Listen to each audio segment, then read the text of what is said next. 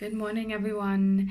I'm up bright and early today, well rested, and my family's asleep. So I have a few moments to uh, to talk to you about some tips and tricks that I use or have used in the past um, to do my painting.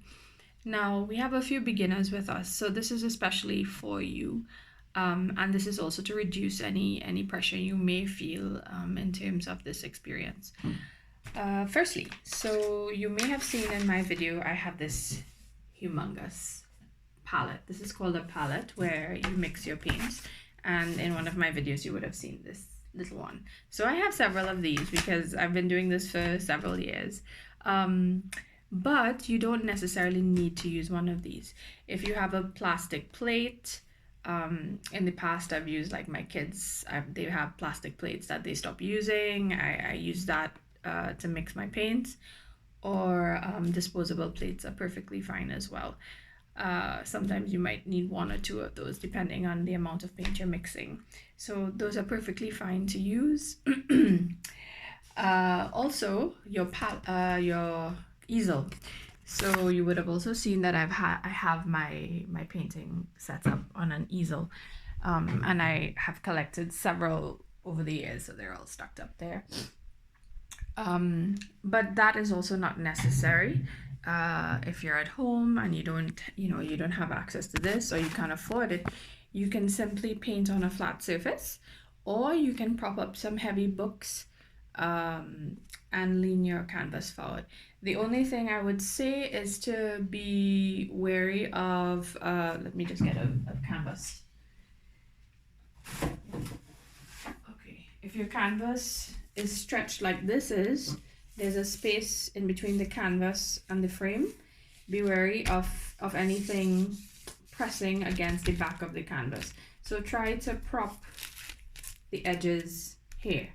So whatever you're leaning it on, you're leaning it here, as opposed to in that space here, because it's hollow and it will come through, and it can also pierce your canvas, which has happened to me once in the past and was horrible. Okay, so that's that. In terms of your setup, so as you can see, I've set up here and I have paints down here.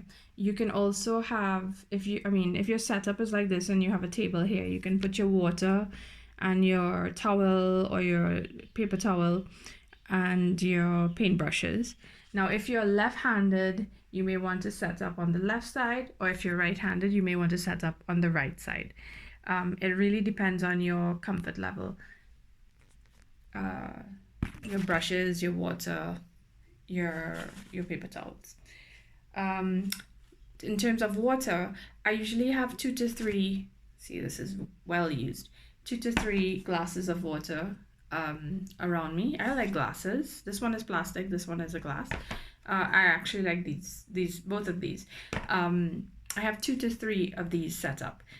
You may see in painting classes one cup, and that's perfectly fine as well.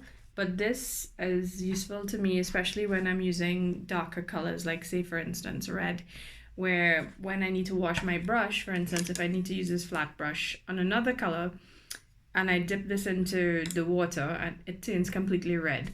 And so when I'm on to my next color, the brush has a tinge of red in it, whereas I can move on to my other glass.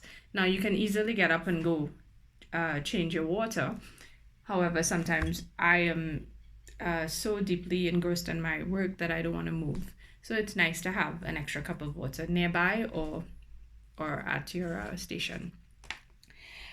In terms of cloth, so I said cloth just now. So usually I have a roll of paper towel nearby, and I know a lot of us have paper towels at home right now. So I always keep a roll here for me. And I have it in a few layers so that the water goes in when I dip the brush and the paints. But in Brazil, I found, this is for my Brazil people, I don't know, maybe it's in Trinidad as well. You can use an old terry cloth or towel. In Brazil, these are the cloths they use to mop the floor with. This is a clean one. And I use this.